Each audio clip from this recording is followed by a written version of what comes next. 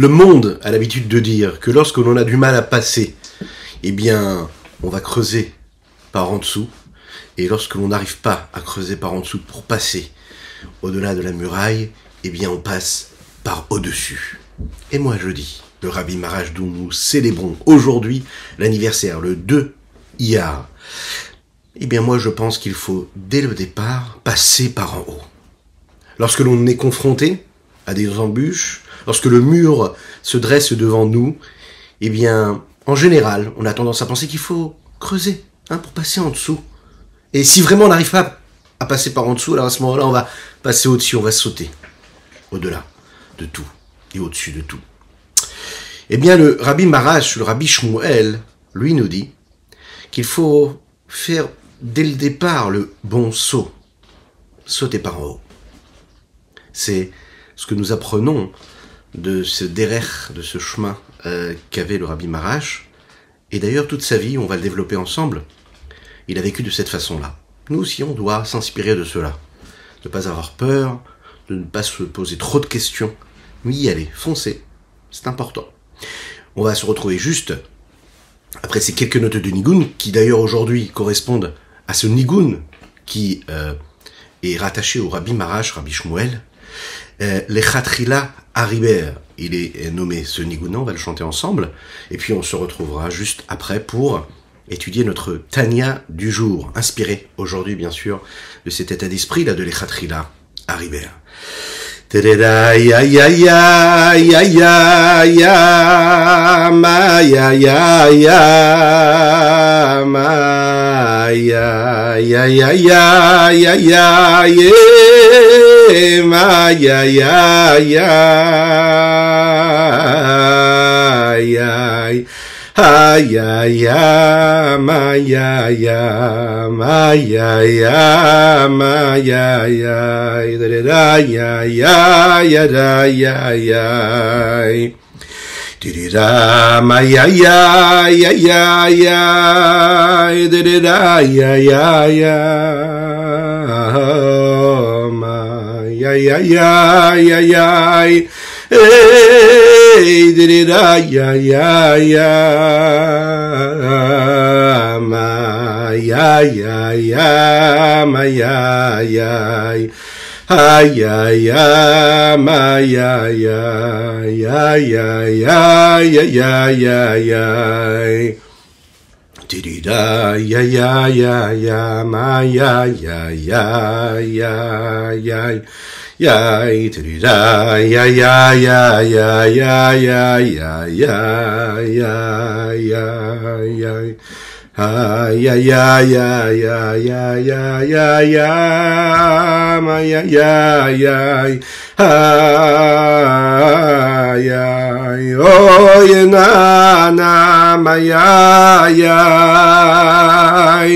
Tirida ma ma ma ma ma ma ma ya ya ma ya ya tirida ma ma ma ma ya ya ma ya ya ma ya ya ay ay ay ay ay ay ay ay tirida ya ya ya nai Tirida ma ya ya ma ya ya ma ya ya ay ay ay tirida ma ya ya tirida ya ya ma ya ya ma ya ya ma ya ya ya ya ya ya ya ya Tirida na na na tirida ya ya ya ma ya ya ma ya ya ma ya ya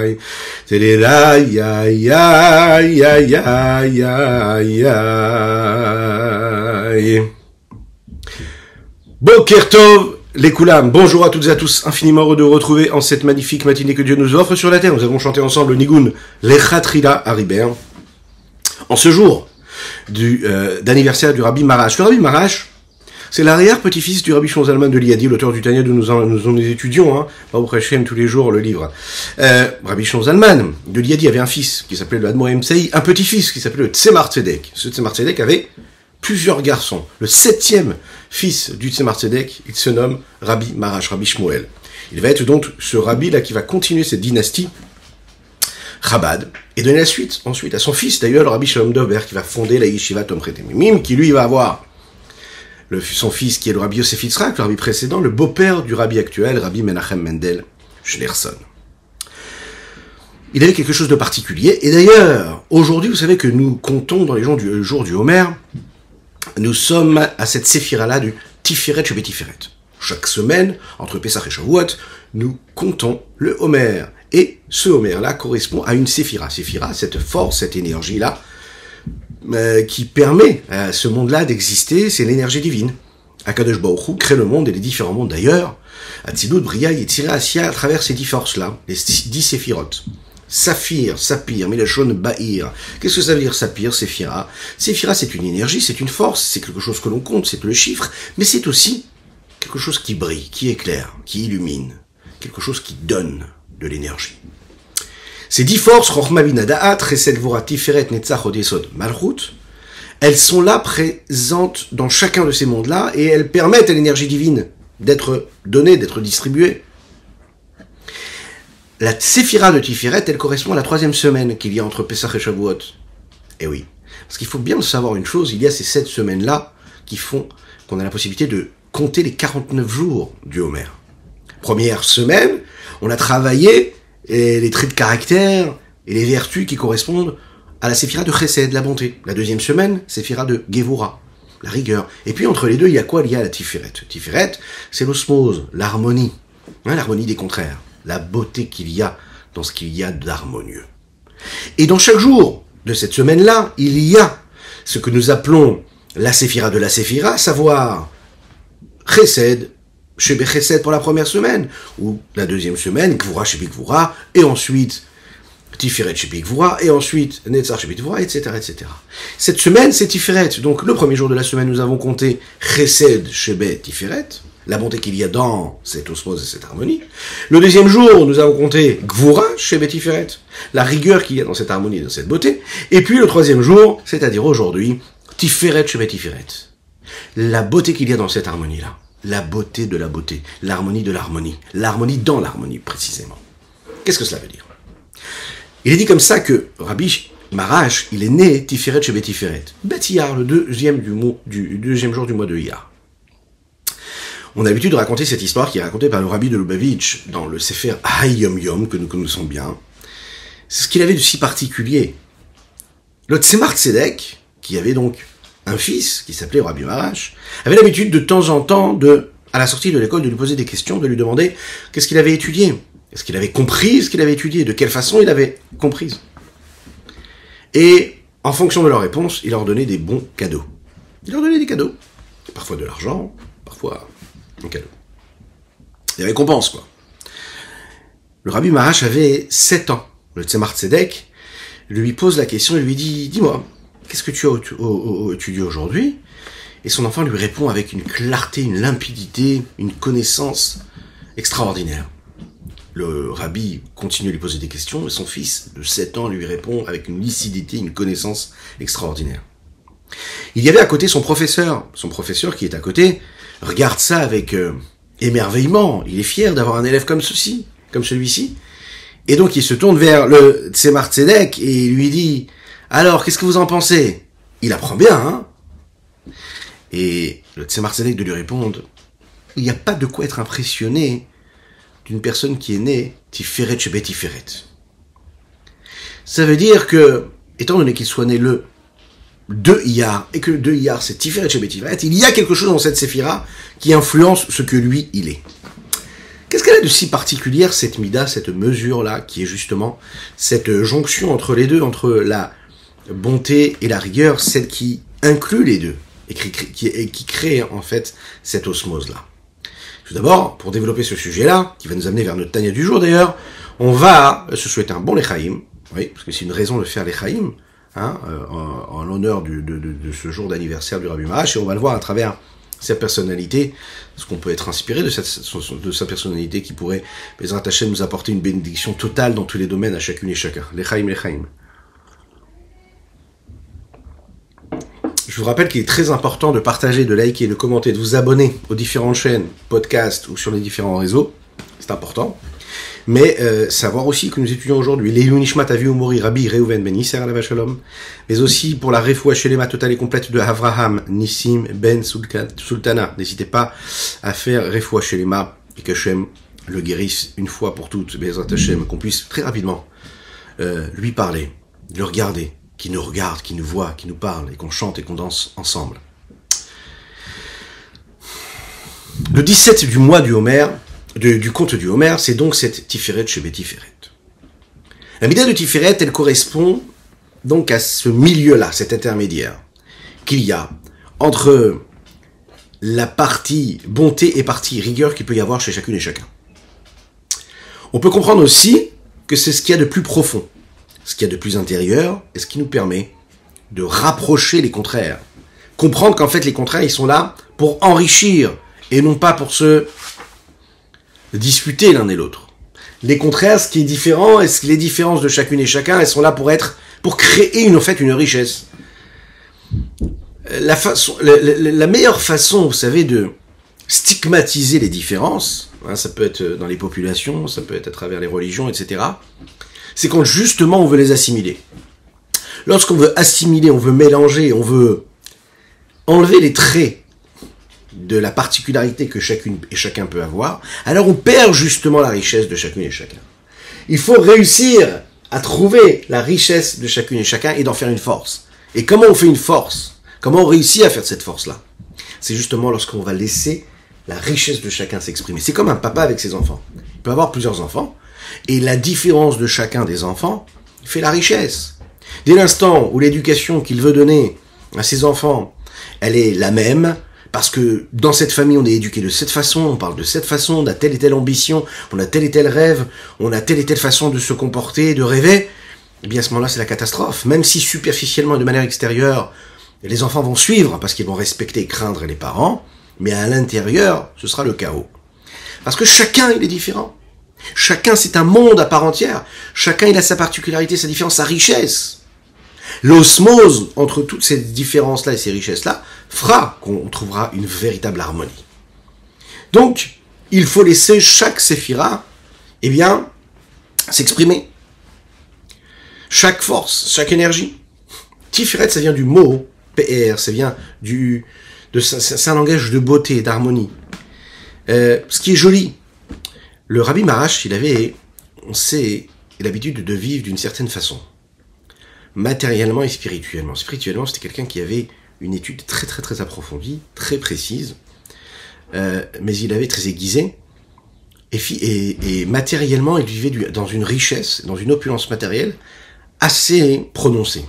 Ce qui pouvait paraître curieux par rapport à ce qu'on a l'impression que la Torah nous enseigne, à savoir de vivre dans une forme de modestie, ce qu'on rappelle d'ailleurs que dans la Chassidut, on nous apprend. Et là, on va dire que ce trait-là était forcé, chez le Rabbi Marash, qu'il faut vivre dans une richesse et dans une opulence matérielle et spirituelle, comme le Rabbi de Lubavitch, d'ailleurs, avait l'habitude de le souhaiter pour chacune et chacun. Et donc, le Rabbi Marash se comportait avec richesse. Il vivait avec richesse. Un de ses chassidim a un jour acheté pour le Tzemar Tzedek, des très beaux meubles. Le Tzemar Tzedek qui était le père du Rabbi Marash. Il voulait lui offrir de très beaux meubles, qui coûtaient très cher, et qui venaient de l'extérieur du pays. Le Rabbi Tzemar Tzedek lui a répondu, lui a dit, regarde, moi j'ai pas du tout besoin de ça. Parce que je ne vis pas à travers cette richesse-là. Par contre, mon fils, le Rabbi Marash, lui, il a un travail à fournir à ce niveau-là, donc tu devrais lui offrir à lui. Cela s'exprime à travers aussi également la façon avec laquelle il voyageait. On sait que le Rabbi Marash, il avait une magnifique voiture. À l'époque, c'était bien sûr des chevaux avec une charrette. Et ce carrosse-là était conduit par plusieurs chevaux. Là où, très souvent, c'était un ou deux chevaux, là, il y avait plusieurs chevaux. Il avait l'habitude d'avoir une canne qui était faite avec un embout en or, complètement en or. Et on sait que le jour, par exemple, la veille du Seder, à sa table, il y avait de très très très beaux ustensiles d'or et d'argent. Il vivait dans cette richesse-là.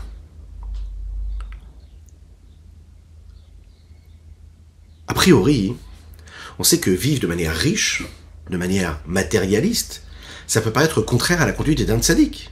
On est habitué à cette forme de modestie que les tzaddikim ont en général.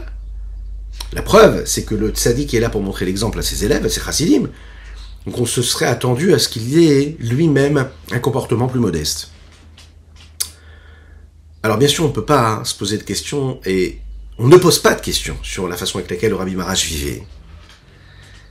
Parce que celui qui remet en question le comportement d'un tzaddik, c'est comme s'il remettait en question le comportement de la Shrina elle-même, c'est ce qui est dit dans les textes. Mais puisqu'on est censé apprendre une leçon de tout ce que nous voyons et constatons du comportement d'un tzaddik, donc on va apprendre aussi quelque chose de ce comportement-là, et un enseignement dans le service de Dieu, comment est-ce que nous on peut servir Dieu. Qu'est-ce qu'on peut apprendre de cette richesse-là avec laquelle, de cette façon de vivre qu'il avait, le Rabbi Maharash? Pour bien comprendre cela, on va introduire cette idée-là par une histoire qui nous est racontée, qui correspond à ce comportement qu'il avait. Un jour, le Rabbi Maharash, Rabbi Shmuel, appelle son chassid, qui était très proche de lui, qui s'appelait Reb Mounier, alav shalom, Monzelson. Il appelle et lui dit, voilà, regarde, tu vas aller à Moscou, il y a là-bas une grande foire, avec des ventes des plus beaux habits, des plus belles peaux, des plus beaux objets, et j'aimerais que tu ailles là-bas pour m'acheter tel ou tel vêtement qui est fait par tel ou tel couturier. Très important pour moi que tu me l'achètes. Le rabbi lui demande ça et lui dit, voilà, je veux celui-ci, mais je veux que tu l'achètes peu importe le prix. À cette époque-là, il vendait aux enchères ces pièces-là uniques, et il fallait se battre et payer cher pour avoir ce que l'on voulait. Et le rabbi lui dit, tu l'achèteras, peu importe le prix. Ce chassid-là va prendre la route, une longue route, pour accomplir ce que son rabbi lui demande. Il fait la route, il arrive là-bas, il fait monter les enchères, et il achète le vêtement que le Rabbi Maharash lui a demandé d'acheter. Et il amène au Rabbi Maharash. Les chassidim qui étaient autour se rendent compte de ce qui s'est passé, et ne comprennent pas. Ils savent très bien que dans les plus beaux magasins de la ville, on peut trouver des vêtements qui sont beaucoup moins chers, et qui sont tout aussi efficaces que ce vêtement qu'il était parti acheter très très très loin. Alors, comprenez pas. Un des chassidim qui s'appelait Reb Ber Wolf alav shalom, lui, il était à cette époque-là le rav de la ville. Écoutez bien, parce que ça parle un petit peu de, ça concerne ce qui se passe un petit peu aujourd'hui dans le monde, d'une ville. C'était le rav de la ville Yekaterinoslav. Aujourd'hui, c'est une ville qui est appelée en Ukraine Dniepropetrovsk. Moi, je crois que je l'ai bien prononcé. C'était juste avant que le Rabbi Levi Yitzhak Schneerson, le père du Rabbi de Lubavitch actuel, soit lui-même nommé en tant que Rav de la ville, qui ensuite va être jeté en prison et complètement isolé et exilé jusqu'à ce que, malheureusement, il soit niftar là-bas, en exil. Ce Reb Ber Wolf, c'était un très très grand érudit dans la chassidoute, il étudiait avec une grande profondeur. Et bien qu'il avait beaucoup de mal à parler, c'était un homme qui bégayait quand il parlait. Quand il étudiait la chassidoute, mais tout disparaissait. D'accord ? Tous ces problèmes qu'il avait de langage et de diction disparaissaient. Il avait une façon assez particulière d'étudier la chassidoute. Il étudiait, il répétait, il approfondissait, il réfléchissait et il répétait, et il révisait et il révisait. Il approfondissait chaque chose avec beaucoup de profondeur. Quand il terminait sa révision, qui était assez longue et laborieuse, là, à ce moment-là, il pouvait répéter le Mahamar qu'il avait étudié. Et là, il le faisait d'une façon assez particulière. Au début, ça commençait de manière très très douce, que ce soit dans le rythme ou dans le ton, dans la tonalité de la voix. Et petit à petit, comme un avion qui décolle, cela se renforçait, cela évoluait, il parlait de plus en plus fort, la voix était beaucoup plus puissante, elle était beaucoup plus emballée, beaucoup plus... il y avait plus d'engouement, plus de chaleur, plus de vivacité. Et là, à ce moment-là, il perdait toutes ses hésitations, il ne bafouillait plus du tout, et tout était dit de manière limpide et claire. Pourquoi ? Nous disons ce chassid-là, le Reb Ber Wolf, qui était un très très grand érudit, qui vivait la chassidoute. C'est-à-dire que le message que le Mahamar lui apprenait, il vivait à travers lui. Il était complètement plongé dans tout ce que la chassidoute pouvait lui apprendre. ça le touchait jusqu'à la plus profonde, plus profond niveau de son âme, et bien sûr, ça dépassait du coup les limites qu'il y avait dans son corps physique, à savoir qu'il avait du mal à parler en général. Les chassidim, c'est important de le rappeler, avaient l'habitude de le comparer à un serpent qui met plusieurs années à grandir et à évoluer. Lui, la même chose. Ses explications de la chassidoute, elles mûrissaient petit à petit dans son cerveau pendant une longue période. Ensuite, il réfléchissait, il intériorisait l'idée qu'il venait de développer en étudiant un Mahamar de chassidoute. Ensuite, il priait avec, afin que ceux qui l'avaient réussi à comprendre puissent changer sa façon de prier. Et à ce moment-là, seulement, il pouvait répéter ce qu'il avait étudié à d'autres. Alors, on imagine bien, hein, l'interprétation, la façon avec laquelle cet homme-là étudiait la chassidoute, c'était pas du tout une façon superficielle de voir les choses, mais très profonde, très vraie. Et bien sûr, on peut y apprendre, et prendre aussi des leçons et des enseignements dans notre Avodat Hashem. Ce chassid-là, il a expliqué la volonté du Rabbi Marash d'avoir ce souhait-là d'acquérir cet objet ou ce vêtement-là qui était si cher, en rappelant ce que dit Kohelet, ce que dit Shlomo Amalek dans les Kohelet. Il dit là-bas comme ça, Gam et haolam natan belibam. Le monde, il leur a aussi donné, il leur a donné ça dans leur cœur. Qu'est-ce que ça veut dire, hein? Ça c'est la traduction littérale. À Adam, qu'est-ce que c'est Adam? C'est l'homme. Qu'est-ce que c'est l'homme? C'est les béné Israël, le peuple juif. Ont une mission quand ils sont sur terre, dans ce monde-là, c'est de réparer le monde et de l'élever, de le sanctifier. Alors, quand on répare le monde et qu'on bonifie, qu'on polit le monde, on a différentes façons de le faire. Et on va utiliser tout ce que le monde nous a donné pour en créer, pour en faire un réceptacle, pour faire rayonner la Shrina, la présence de Dieu ici-bas sur terre. Une fois qu'on a réussi à le faire de cette façon-là, on le raffine et on l'élève. Donc à chaque fois que j'utilise un objet ici, bas, physiquement, pour de la gdusha, pour de la sainteté, alors à ce moment-là, je l'ai raffiné et j'ai accompli la volonté de Dieu. Il est bien sûr clair que dans les différents éléments qu'il y a dans cette créature-là, il y a différents niveaux de créature. Il y a différents niveaux d'objets, il y a différents niveaux de valeur, de grandeur, d'importance dans les différents objets qui sont à notre portée. Il y a, par exemple, ce qu'un homme peut consommer, ce qu'un homme peut boire, et la façon avec laquelle il aura la possibilité de l'élever ou de le sanctifier, de le purifier, va être assez rapide. Tu fais une bénédiction avant de manger, tu utilises cette énergie que la nourriture t'a apportée pour faire une mitzvah, ça y est, tu as sanctifié ce que tu as pris comme énergie physique, et tu l'as élevé pour Dieu. Tu as pris la force et l'énergie que t'as apporté cela pour faire une mitzvah, alors c'est très rapide. Mais dans les niveaux et dans les degrés, il y a différentes choses, il y a des objets, des éléments qui nécessitent beaucoup d'efforts pour pouvoir les élever et les purifier, les sanctifier, qui demandent beaucoup plus d'énergie. La preuve, c'est qu'il y a des objets qui coûtent très cher. Comment on va faire pour élever un objet de valeur, de l'argent, de l'or, des diamants, des pierres précieuses? Il faut les posséder pour cela. Alors, ce tzaddik-là de répéter et d'expliquer cela, il dit, le peuple juif, dans le peuple juif, Israël, Yeshishim Rivo, Otziot la Torah. D'accord? Il y a, c'est chaque neshama, les étincelles de neshamot à l'infini, hein, qui ont traversé l'histoire depuis la naissance du peuple juif. Chaque neshama, elle a une étincelle. Chaque neshama, elle a une mission ici-bas sur terre. Et elle a quelque chose à faire. Il y en a une, c'est parce qu'elle va manger tel ou tel gâteau et va l'élever comme il faut. Il y en a une autre, c'est parce qu'elle va posséder tel ou tel objet de valeur, qui peut paraître en réalité matériel, matérialiste même, son utilisation. Il y a celui, par exemple, qui va se suffire du pain et de l'eau, et celui qui va devoir manger de la viande ou du poisson. Il y a celui qui va devoir manger des légumes et des fruits. Et en fonction, il va donc, à ce moment-là, élever son étincelle divine, celle qui correspond à sa petite partie qu'il a dans le monde. Chacun, on a une mission, chacun, on a notre part. Ça sert à rien de regarder l'autre, ce qu'il a ou ce qu'il n'a pas, parce que ça risque de brouiller complètement notre vision des choses. C'est beaucoup plus facile de sanctifier nos besoins vitaux de tous les jours. D'accord? Par exemple, on va étudier la Torah ou faire la tefila avec l'énergie du café qu'on a pu prendre en faisant les chaim, d'ailleurs. Les chaim.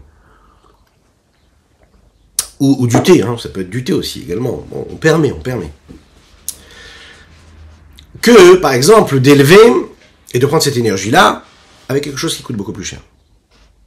savez que par exemple, pour de la viande, ok, c'est quelque chose qui coûte un petit peu plus cher qu'un verre d'eau ou qu'un morceau de pain, mais cette viande-là aussi, elle va chercher quelque chose de beaucoup plus matérialiste, beaucoup plus matériel, beaucoup grossier.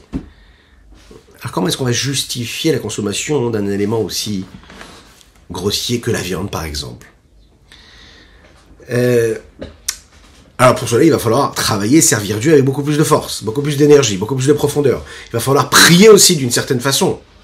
Si tu as consommé un repas qui est riche, un repas qui est assez grossier, eh ben tu vas devoir démultiplier complètement ce que tu fais dans ta avodat Hashem.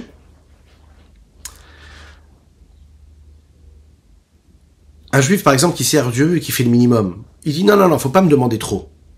Pas besoin de faire des hidurim, faire plus, rajouter ci, rajouter ça.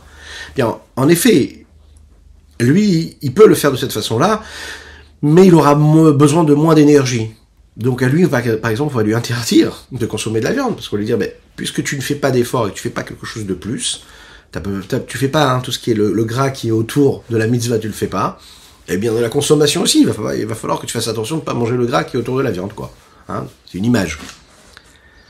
Il est dit comme ça, par exemple, au Shulchan Aruch, qu'un Ma'aretz, c'est-à-dire, littéralement le peuple de la terre, c'est-à-dire celui vraiment qui se suffit du minimum, quoi, qui est vraiment porté vers ce qu'il y a de plus banal, de plus basique. La terre, vers la terre, le plus bas, hein, il s'élève pas. Eh bien lui, par exemple, t'as pas le droit de manger de viande. Pourquoi t'as pas le droit de manger de viande? Parce qu'en fait, tu es tellement plongé dans des niveaux qui sont tellement bas, tu vas pas aller chercher quelque chose comme de la viande pour aller le raffiner, parce que tu pourras pas le raffiner. Tu ne sauras pas manger cette viande-là. Donc comme tu ne sauras pas manger cette viande-là, parce que tu n'as pas assez étudié, tu t'es pas assez raffiné, donc tu n'as pas le droit de la consommer. Parce que tout ce que Dieu nous a donné, tout ce qui est à notre disposition, c'est pour être élevé, pour être purifié. Tu ne sais pas le faire, tu n'as pas les outils, n'y touche pas. Celui qui réussit à servir Dieu avec ces petites choses en plus, celui qui réussit à comprendre, à saisir, à réfléchir, à approfondir la grandeur de Dieu. Celui qui étudie la profondeur de la Torah avec profondeur, avec l'amour d'Hachem, avec la crainte d'Hachem, en évoluant, en faisant grandir en lui cette nécessité-là de se rapprocher d'Hachem. Il a la force pour s'élever et pour évoluer dans cette sainteté, cette pureté. Alors à ce moment-là, lui, on va lui dire, tu sais quoi ? Tu as la possibilité d'être au contact de quelque chose de matérialiste. Parce qu'à travers cela, tu vas réussir à l'élever et le sanctifier comme il faut. Le Rabbi Marash, à ce moment-là, et c'est ce qu'il explique ici, il dit, un manteau de cuir, de peau, qui coûte très très cher, qui est confectionné par le plus grand des artistes, des plus grands des couturiers. Quand tu vas t'habiller avec, et que tu vas profiter de ce vêtement-là pour ressentir de l'honneur, du kavod, de l'orgueil, pour ressentir de la fierté, et que tu ne t'en sers pas pour servir Dieu, à ce moment-là, tu es descendu encore plus bas que ce manteau-là. Mais si tu t'en sers pour servir Dieu comme il faut, et tu l'élèves vers la Gdusha et vers la sainteté, alors à ce moment-là, c'est tout à fait permis pour toi. Cette explication, elle nous permet d'ouvrir quelque part une petite fenêtre pour comprendre ce comportement qu'avait le Rabbi Marash et nous apprendre que le Rabbi, en fait, il ne profitait pas que Dieu nous en préserve de ce monde-là. C'est pas ça l'idée. L'idée, c'est qu'il vivait dans cette richesse-là, dans l'opulence matérielle, pour créer un réceptacle, pour faire résider, régner Akadosh Baruch Hu ici-bas sur terre, même dans tous ces éléments-là. C'est une idée aussi qu'on peut retrouver dans une autre histoire qui est racontée sur le Rabbi Marash. Écoutez ça. Le Rabbi Marash, Rabbi Shmuel, dont nous célébrons aujourd'hui l'anniversaire, il avait l'habitude de se lever le matin. Il faisait la tefila de Shacharit, il prenait un petit repas, et puis il demandait à son cocher de préparer les chevaux, il montait dans sa charrette, il s'habillait avec les plus beaux vêtements qu'il avait, il avait son bâton, on l'a dit, qui était fait en or, cette petite canne en or, il montait dans cette charrette et personne ne savait là où il allait, et il allait vers la forêt avec son cocher. Les chassidim étaient très curieux. Ils se demandaient, mais qu'est-ce qu'il fait le rabbi tous les matins et pourquoi est-ce qu'il voyageait? Ils ont décidé d'aller voir le cocher, lui demander, lui poser la question. Le cocher leur a dit, je suis désolé, mais moi, le rabbi m'a fait promettre que je n'ai pas le droit de vous raconter de là où je vais, ce que je fais avec le rabbi, et encore plus que cela, que si je vous raconte là où je vais, je perdrai complètement mon travail, donc je ne pourrai jamais vous dire là où je vais et ce que je fais. Les chassidim ont essayé de trouver une solution. Ils ont décidé d'inviter ce cocher-là à Nidva Adout, ils l'ont assis, lui ont fait faire les chaïm, lui ont donné de la vodka. Pardon. Il y a encore de la vodka, il y a encore de la vodka. Jusqu'au moment où, comme il est dit, Nichnas Yain Yasasod, quand le vin entre, alors à ce moment-là, ce qui est caché peut ressortir. Et là, ils lui ont posé la question, il dit, mais qu'est-ce qu'il fait ce rabbi? Qu'est-ce qu'il fait le matin quand il part? Et là, de répondre, eh bien, tout simplement, on va à la forêt. Et là, le rabbi, il s'assoit, il sort un petit livre de sa poche, en l'occurrence, un Teilim, et puis tout simplement, il prie. Il prie, il pleure, il pleure, il pleure. Pendant ce temps-là, il y a toutes sortes de petites bêtes qui s'opposent sur lui, et qui vont le gêner, qui vont le déranger. Et lui, il continue à lire Teilim en pleurant, et au bout de quelques heures, il se lève, là, les petites bêtes s'en vont de lui, il reprend son bâton d'or, il reprend son manteau, il monte dans la charrette, et puis on rentre à la maison. Quand le rabbi a entendu ça, il a bien sûr congédié son cocher, qui a réussi à récupérer sa place, l'histoire nous le raconte, en suppliant le rabbi de lui redonner. Mais cette histoire nous montre qu'en réalité, peut-être que le rabbi, il vivait dans une richesse, dans une opulence matérielle, mais pour lui, c'était rien du tout. C'était même pas ce que l'écorce d'une gousse d'ail peut être. Cette richesse-là, en fait, c'était une façon de servir Dieu. On l'imagine, il n'était pas matérialiste. Son but à lui, c'était de vivre comme un bon juif. Il avait un cœur brisé, il avait un cœur amer, de larmes pour les souffrances que son peuple juif pouvait endurer. Il pleurait quand il allait dans cette forêt sur l'exil de la Shekhinah, de la présence de Dieu. Il demandait la venue de Mashiach, il demandait la délivrance, il demandait la construction du Beth Amikdash. Il n'a pas profité de ce monde-là. Il profitait d'un monde qui était beaucoup plus spirituel, on l'imagine très très bien. L'chaim, l'chaim, l'chaim.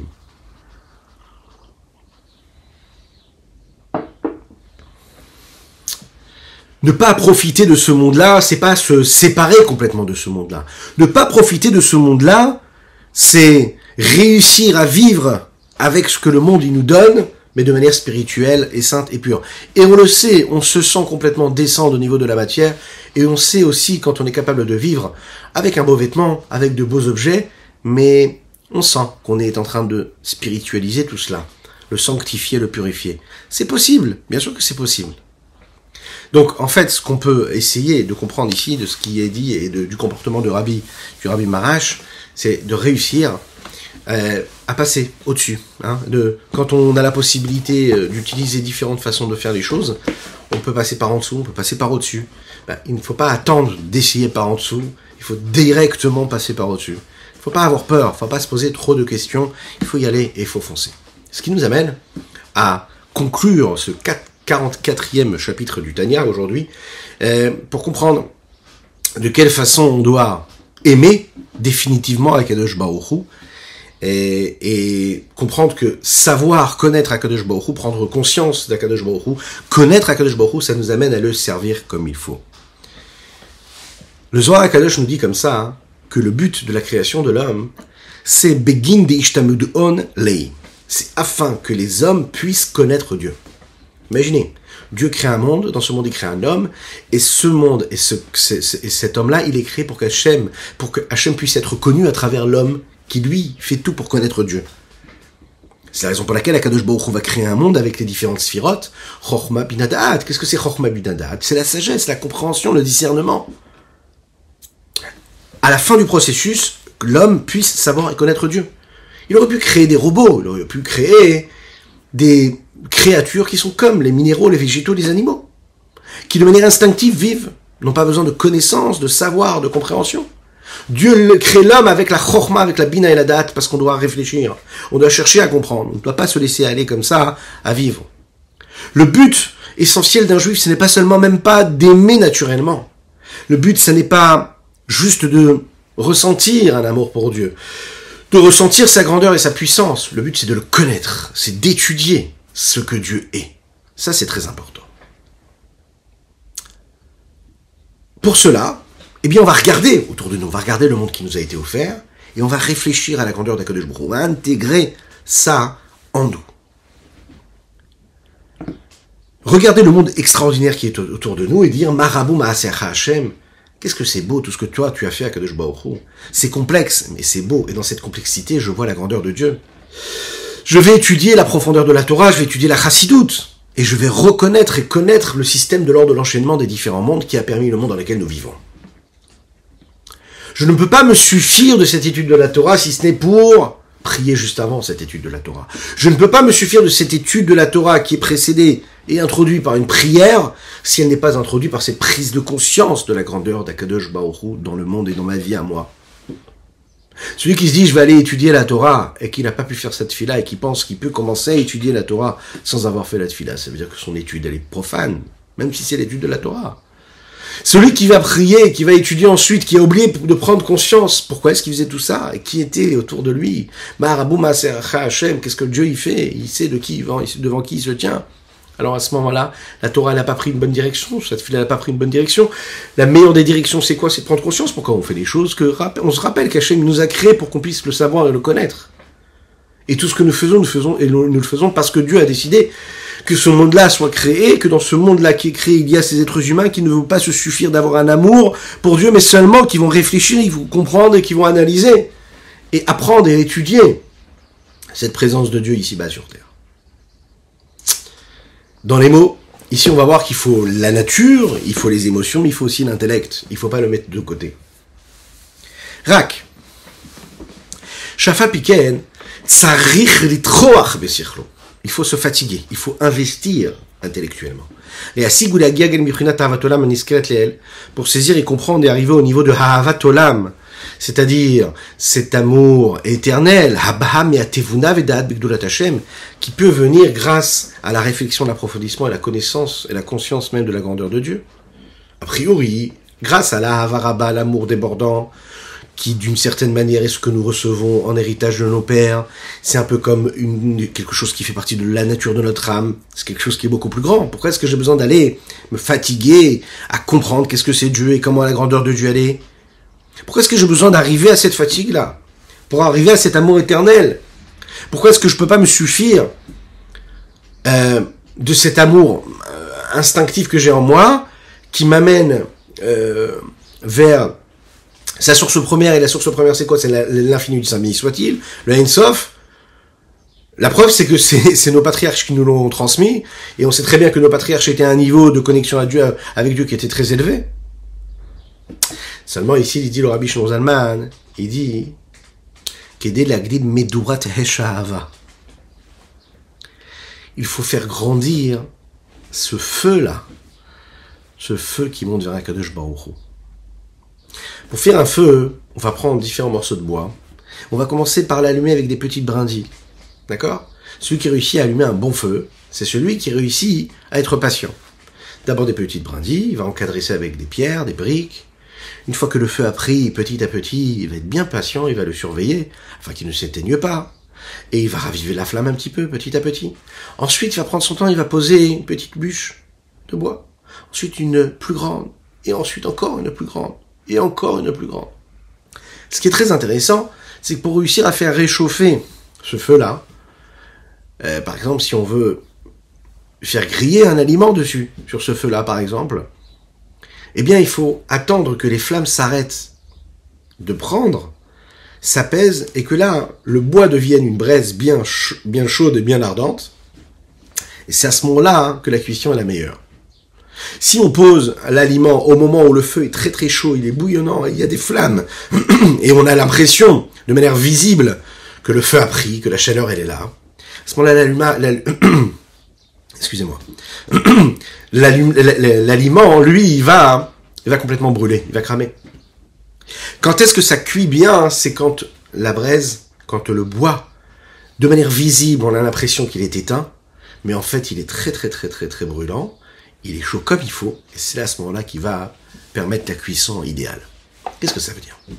Ça veut dire que déjà, quand tu allumes ce feu-là, tu dois prendre ton temps, tu dois être patient. Lorsque tu te connectes à Kadosh Baruch Hu, tu dois allumer des petites comme ça, des petites brindilles. Et petit à petit, tu vas faire naître en toi l'amour d'Akadosh Baruch Hu, la prise de conscience d'Akadosh Baruch Hu. Tu vas analyser petit à petit. À un moment, tu sens que ça dévore en toi, ça allume ce feu-là. C'est un feu qui est ardent, qui brûle tout sur son passage. Il va tout brûler. Qu'est-ce que ça veut dire qu'il va brûler? Ça veut dire que le désir ardent que tu as pour Dieu, il va permettre en fait de brûler tous les autres désirs qu'il y a dans le monde là. tout ce qu'il y a dans ce monde-là ne va même plus apparaître comme étant un objet de désir, mais va disparaître de soi.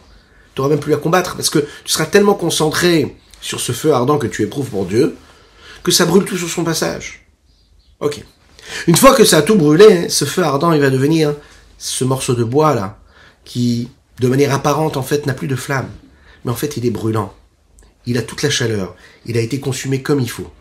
Il va donner tout ce qu'il peut donner le plus. C'est cet état-là, cette étape où l'homme est réussi, en fait. Quand il a éprouvé l'amour pour Akadosh Baruch Hu, et qu'il réfléchit, qu'il intègre dans la profondeur, dans son intériorité. Qu'est-ce que ça veut dire d'être proche de Dieu? Là, à ce moment-là, il n'est plus dans un rapport falsifié, faussé, hypocrite. Il est dans une vérité vraie, parce qu'il est en train de vivre le message, dans la plus belle des profondeurs, dans son intégrité, dans sa simplicité, dans sa pureté, dans sa vérité. Et ça, hein, c'est important. Et ça, c'est la Ahavat Olam. C'est cet amour qui est nécessaire. C'est pas suffisant d'aimer Dieu de manière instinctive. Parce que je l'aime et c'est comme ça et je l'ai toujours aimé. Il faut travailler cet amour-là. Il faut l'installer en nous. Il faut qu'elle soit là, présente et qu'elle perdure. Et il faut qu'elle perdure, et pour qu'elle puisse perdurer, il faut que je travaille dans cette réflexion-là. Cette flamme qui va monter là-haut. Le Père, c'est le Père. C'est un fait. Le Fils, c'est le Fils. Le lien qui est entre le Père et le Fils, c'est un lien qui est essentiel, qu'on ne peut pas remettre en question. D'accord. Quand on part de ce postulat, on peut comprendre qu'en réalité, a priori, il n'y a rien à ajouter à ce lien, à ce contact. Le Père a donné naissance au Fils, et le Fils est en contact avec son Père, tout simplement, est attaché à lui. La Ahavat Olam, ce deuxième niveau-là qui est nécessaire, le Rabbi Shimon Zalman nous dit, c'est quelque chose qui est beaucoup plus grand même que cet amour-là, qui va dépasser cet amour naturel. C'est lorsque, par exemple, on va ressentir un manque, lorsque l'on languit quelque chose, lorsqu'on a soif de quelque chose, lorsqu'on ressent un manque, et parce qu'on a le manque, on va tout faire pour combler ce manque. Ce qu'on ressent avec Akadosh Baruch Hu, c'est ça, et qu'on doit ressentir pour Akadosh Baruch Hu, c'est ça. Qu'est-ce qui fait que ton amour pour Hachem ne va pas s'endormir? C'est quand tu vas toujours être dans cette quête-là de combler ce manque. Si tu te suffis du contact et du rapport que tu as à Dieu, et tu dis, ça suffit, j'ai ce qu'il faut, tu vas te perdre. Tu vas te perdre et tu vas pas te rendre compte de ce qui s'est passé, mais un matin tu te lèves et tu te dis, mais à quoi bon? Vraiment, ça sert à quelque chose? Ah ok, Dieu. Quand tu nourris cet amour que tu as, alors à ce moment-là, hein, tu vas créer un lien. Le fils qui est attaché à son père et qui ne crée pas de lien. Les années passent, bien sûr, après des années, on lui demande, tu es en contact avec ton père? Non, pas spécialement, que Dieu nous en préserve. Bon, mais, oui, bien sûr, je me sens attaché, c'est mon père, c'est mon père, un fils, je n'y peux rien, hein, c'est pas moi qui ai décidé. Hein, on peut même des fois entendre des mots comme ça. C'est-à-dire que le lien, il est naturel, ok. Mais est-ce que tu as nourri ce lien-là? Celui qui va créer ce manque, cette nécessité, qui va créer le lien, qui va comprendre qu'il y a quelque chose à recréer encore une fois, à réveiller en nous, en chacune et chacun d'entre nous, alors à ce moment-là, il pourra atteindre un niveau qui est beaucoup plus supérieur dans son contact, dans son rapport. Lorsque je comprends que Dieu me manque, lorsque je comprends que Dieu est voilé, lorsque je comprends que mon âme est en train de subir ce manque-là, et il y a ce désir-là, alors c'est ce feu ardent qui est en moi, qui brûle, et quand il brûle, en fait, il est en train de raffiner tout ce qu'il y a autour. Tellement ce feu, il va être fort que même l'eau ne pourra plus l'éteindre. C'est possible. On va le voir tout de suite, si on va conclure avec cette idée, les Chaim.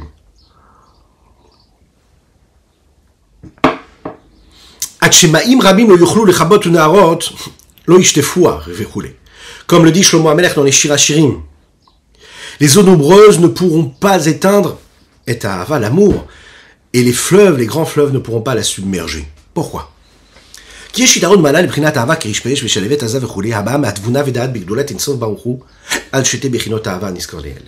Il y a quelque chose de particulier, une supériorité, une valeur ajoutée à cet amour-là, qui est comme ces flammes de feu ardent qui brûlent, qui vient de cette réflexion, de cette analyse, de cette compréhension en la grandeur d'Akadosh Baruch Hu, de l'infini du service soit-il, sur les deux niveaux de Ahava dont nous avons parlé juste avant, à savoir l'amour débordant ou l'amour éternel. C'est-à-dire, aimer Dieu parce que Dieu c'est nous, et Dieu c'est la vie, et la vie c'est Dieu, ou bien aimer Dieu comme un fils qui aime son père. Comment? Parce qu'en réalité, quand elles ne sont pas ces flammes de feu qui montent, c'est-à-dire, car quand elles nous amènent à un dévoilement qui est initié par une réflexion, un approfondissement dans la grandeur de Havinu, c'est notre Père. Alors à ce moment-là, elles apparaissent comme ces flammes de feu. Et qu'est-ce qu'il y a de si spécial? Ici, le Rabbi Shimon Zalman nous dit, c'est Keiteron ou Malat Azav ala Kesef et Choulé comme Oshit Ber Lekaman. Dans le chapitre 50, en quelques chapitres, on va développer cette idée-là. Et on va comparer cette valeur-là qu'il y a dans cet amour qui est comme ces flammes de feu qui montent vers le haut, à la particularité et la supériorité qu'il y a dans l'or sur l'argent. L'amour d'Akadosh Baruch Hu comme des flammes de feu qui vient de la réflexion, de la conscience, de la connaissance, c'est ce que nous appelons un niveau d'or, Zahav. Dans le langage de la Kabbalah, l'or, c'est le niveau de Gevura, la rigueur. Là où le Kesef, Milachon Kisufim, lui vient dans la Kabbalah et comme interpréter le niveau de Chesed. D'ailleurs, il suffit de regarder les couleurs qu'elle représente et qui les symbolisent. Le Chesed, la bonté, c'est la couleur blanche en général, qui est comme la couleur de l'argent, qui se rapproche du blanc. Alors que la rigueur, elle, est reflétée dans les langages de la Kabbalah, le Ravadin Even Israël explique très bien, par la couleur de rouge, par le rouge. Et le rouge se rapproche plus de l'or. L'amour qui est ressenti comme des flammes de feu, lui, se rapproche de la Gvura. D'ailleurs, nous le disons, le feu, c'est la rigueur. Là où l'eau est comparée au Chesed. Pourquoi? Parce que Gevura, c'est la rigueur. C'est un mouvement qui vient du bas vers le haut. Là où Chesed, c'est un niveau du don qui vient du haut vers le bas. Comme le feu, qui a tendance à monter du bas vers le haut, vers sa source première, qui est tout en haut. L'eau a tendance à descendre vers le bas, de manière tout à fait naturelle. Pourquoi? Mais ce qu'on jette de l'eau en hauteur, il redescend toujours vers le bas. Pourquoi? Parce que la nature et la source et la racine de l'eau se trouvent vers le bas. La Havaraba, l'amour débordant, c'est un amour qui lui est appelé le Kesef. Comme l'argent. L'argent, comme ce qui brille et qui a cette couleur blanche, comme le Chesed, comme cette montée-là, comme l'eau qui descend du haut vers le bas. C'est-à-dire tel qu'apparaît Dieu, tel qu'il se répand, qui se diffuse et qui se mélange et qui se sème à travers chaque élément. À tel point que ça va donner ce que nous appelons Nafshi, c'est-à-dire Dieu tel qu'il apparaît en moi et je le sens comme étant la source de ma vie et je sens comment la source de la vie c'est Dieu. La particularité que l'amour de Rish Pe'esh va avoir, c'est-à-dire que le rapport qu'il y a, d'accord, le rapport ajouté, la valeur ajoutée qu'il y a quand je vais approfondir, quand je vais chercher, je vais réussir à créer quelque chose de tout ce qu'il y a en moi, et je vais l'élever vers le haut, et je vais faire en sorte de recevoir quelque chose de beaucoup plus grand, de là-haut vers le bas, parce que j'ai initié cela, et j'ai laissé quelque chose à brûler en moi. Il est plus fort que tout, en fait. Et c'est ça l'expression même de cet amour-là que je peux ressentir. Le Rabbi Shimon Zalman nous amène une deuxième raison à la particularité qu'a cet amour-là. Figam kizekol adam et tachlito. Il est dit comme ça par Shlomo HaMelech dans Kohelet. Le but de chacune et chacun d'entre nous, kizekol adam, c'est notre vie en fait. C'est le but essentiel de notre existence. Qui est quoi? Les mahandat et Hashem et kivot Hashem bikar tiferet gedolato, afin que nous connaissions, que nous sachions bien être conscients de la grandeur, de l'honneur d'Hashem et de ce qu'il y a de plus cher dans la beauté et l'harmonie de sa grandeur.